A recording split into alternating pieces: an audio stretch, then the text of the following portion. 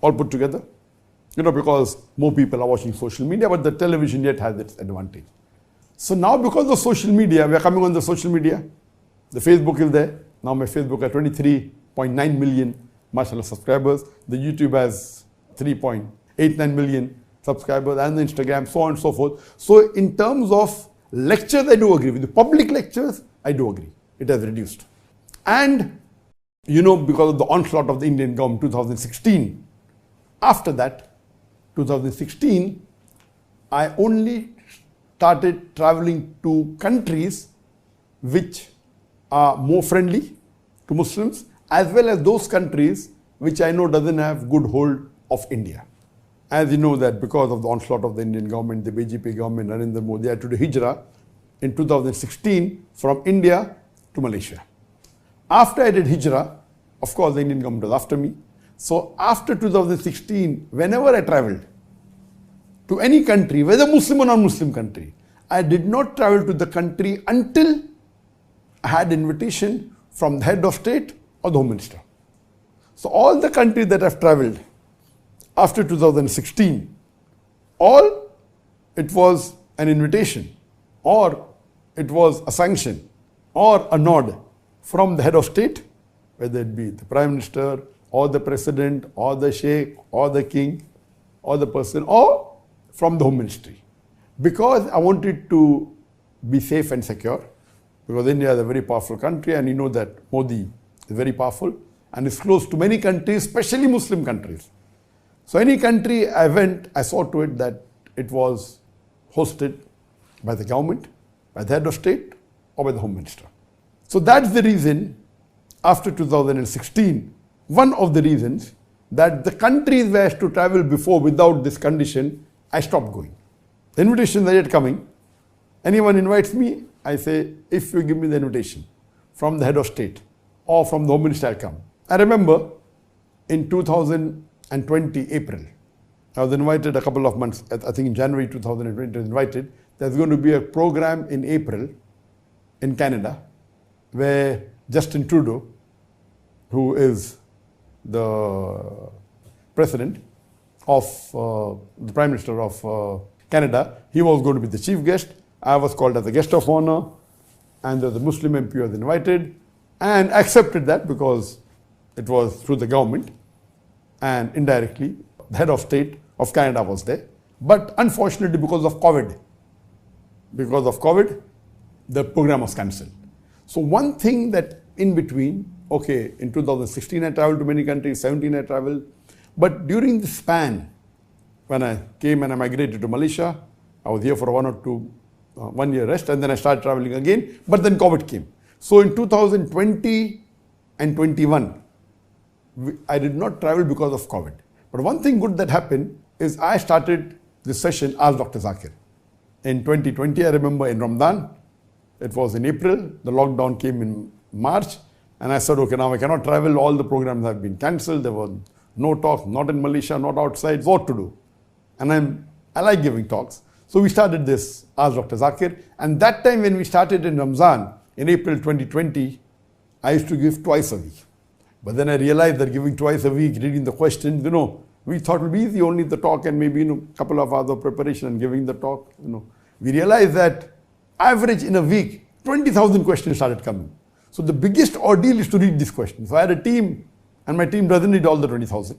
Maybe 5,000, 6,000, whatever they read. From that, they passed me 100 questions. From that 100, I select 20 questions to answer, approximately. So then, after Ramadan, because of all my other activities, the satellite, etc., I reduced it to once a week. And when the COVID ended, maybe in 2021, 2022, when my son Farik came to Malaysia, or he was in Saudi, that time we used to join. I used to handle 1.5 hour, my son half an hour. But when he came to Malaysia, then I handled Ask Dr. Zakir on the first and the third Saturday, and my son handles Ask Sheikh Farik on the second and the fourth Saturday. So many. But because it reduced, I changed from 1.5 hour to 2 hours. So the length has remained approximately same. Previously was, in Ramadan it was 1 hour, twice a week, then became 1.5 hour once a week. Now it becomes 2 hours to 2 hours 15 minutes twice a month. So it comes to approximately 1 hour a week for me, but Farik additional takes 1 hour every fortnight, so 2 hours a month. But naturally the audience on the social media live, on the Facebook, on the YouTube, on the Instagram, on the Peace TV, the thing is large. But coming back to your question, yes, public talks has reduced. Now one thing is there, I prefer public talks because in public talks I enjoy, and I'm giving a talk standing, I can see the audience live. It's different than talking in front of a camera. Both are different. But one good thing that happened in the Ask Dr. Zakir Naik sessions, we are in the 12th season. The first Ramadan season had about 9 sessions. Now each of the season have normally 6 sessions, sometimes 7. So already 12. So already more than 70 sessions have taken place, for about 1.5 to 2 hours. And more than 1,500 questions have been answered. The difference in this and the public lecture is, the public lecture is good, of course, inspiring, a lot of cameras, audiences there, 5,000, 10,000, 20,000, 50,000. And even in this time, in Malaysia, before the COVID, I had given the talk just before the COVID in 2019, and I gave a talk in Malaysia, in Kelantan, there were more than 100,000 people. In 2017, when I gave in Indonesia, there were 110,000 people in Jakarta. So the audiences, of course, those talks with the number of cameras, 12, it's much better. In terms of impact, it is 10 to 20 times better. But as far as the talks are concerned, excellent. As far as the questions are concerned, there were many questions which were repetitive. And we cannot say this question has been asked 1 year back, I cannot answer. I cannot say this question was, yes, if it's asked same day, I can refuse answering. Or if it was asked yesterday in another talk in the same city, I can say it was answered yesterday. But I cannot say it was answered 1 month back in Nigeria or 1 month back in Qatar. I have to answer. So there were questions which were repetitive. So if you remove the duplicate, suppose every public talk, I may handle about 10 to 20 questions, out of which more than 50% are repetition. Or some questions which ask twice, some 3 times, some 10 times. So the net impact, you could say unique question, you could say 25% only. Absolutely unique. In this program, Ask Dr. Zakir, the repetitions are very few. Maybe less than 10%. So when we get this 20,000 question, my staff has been trained that if the questions normally which I've already answered in public lectures, avoid them. If it is already answered in this, avoid them. Sometimes there are repetition if it has a different angle. So there are questions which are repeated. Therefore, I say 10% less than that. It may have a different angle, so half the answer may be same, half may be new. So the questions are unique. So in these 3 years, 20, 21, 22, this 3 or 4 years, the question on my Ask Dr. Zakir is more information than all my questions in about 15 years of my public lecture. Yes, I purposely do not repeat what I've already given. So most of the comparative questions that I've answered in the public, I'm not answering here. Most of the common questions, it's being asked, but I'm not selecting it. So the difference in this is that which is more beneficial for the ummah.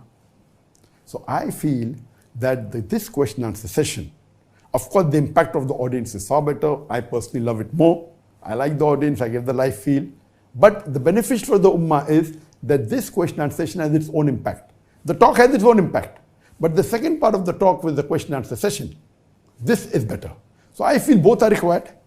That's the reason I've given my editors more weightage for editing the question answer session, the Ask Dr. Zakir.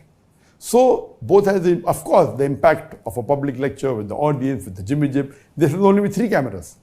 That is the 10, 15, 20 cameras. And now, coming to your question again, that there was a gap for about 2 years, and when it restarted, I remember the first talk I gave was in 2022 in Malaysia in Perlis. It was the first public lecture allowed in Malaysia after the restrictions of COVID, and there the authorities put a restriction not more than 1,000 people. So 1,000 people came. It was Dr. Zakir history, Dr. Zakir Naik story, from Bombay to Hijrah to Malaysia, and it was a 2.5 hours lecture. Now the situation is that when I started sending the request, I will only accept an invitation if it's from head of state. In this year, 2024, I got invitation from about 14 countries. Normally for public lectures in 2016, 2015, I normally accept invitations, pure public lectures, about 3 or 4 countries, and in the Gulf country. Gulf country was common. Going to Dubai, going to Saudi, going to Qatar was common. So besides these 3 countries where I have to go repetitive every year, additional maybe 3 countries. Now in this year, I received invitation from 12 to 14 countries, fulfilling this criteria. So I decided, okay, I will go to at least 8 countries this year. So because of that, mashallah, we recently, just a couple of months back, we purchased the best of cameras. When we used to travel before to any country abroad, we used to travel with a crew of about 50 to 55 people crew. With me and my family, about 60 people used to travel. So when we went to Gambia, we went to Nigeria that time, so crew used to go along. So and that time we used to travel with 14 cameras. This time we purchased again the best cameras that's available in the world. Just a couple of months back, we purchased the Sony Venice 2, which is 8.6K, and we purchased the Angina lens, which is the best lens in the world. What we did that we purchased the 7 high quality best cameras in the world, and we are continuing with these cameras that we're recording. These are the FX9, which are cinematic cameras but of a lower end. So we'll do the recording with 10 cameras, and we decided to travel with about 15, 20 people. Previously it was 50 to 60 people. Now we decided we will make the crew a bit less, so 20 people. And because we accepted the invitation, that's the reason this Ask Dr. Zakir did not happen for the last 6 months. I was away. But naturally there was Ramadan in it, there was Hajj, not only lectures.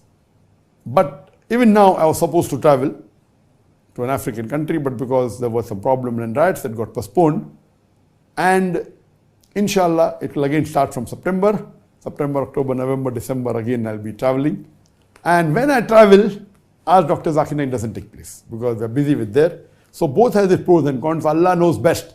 He had the Ask Dr. Zakir Naik, for about 3 years.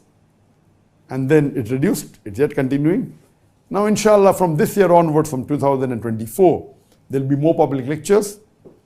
And inshallah, I hope it will benefit for the Ummah, it will benefit me in this world and also in the Akhirah. So the public lectures, inshallah, will not be the same as before in the 90s and 2000s, but inshallah go back to what we used to do in 2013, 14, 15, 16, where travel at least to 4 or 5 countries and have large audience. And we pray to Allah subhanahu wa ta'ala that now the audiences will be larger, there are new topics that have come. So the matter in terms of available to the public on the social media, on the video, on the satellite has increased multiple times more. In terms of duration, it may be similar, but in terms of uniqueness, it is more. And I also spend time in doing more research, that if these questions are asked, the selection takes a lot of time, reading takes a lot of time, and then selecting is main thing.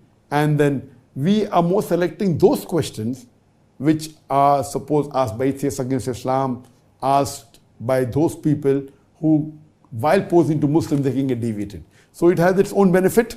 That's the reason I enjoy this session of Ask Dr. Zakir, but I also miss the program. Now what I miss, one thing wasn't asked by you, which I'm missing more, it is the peace conferences.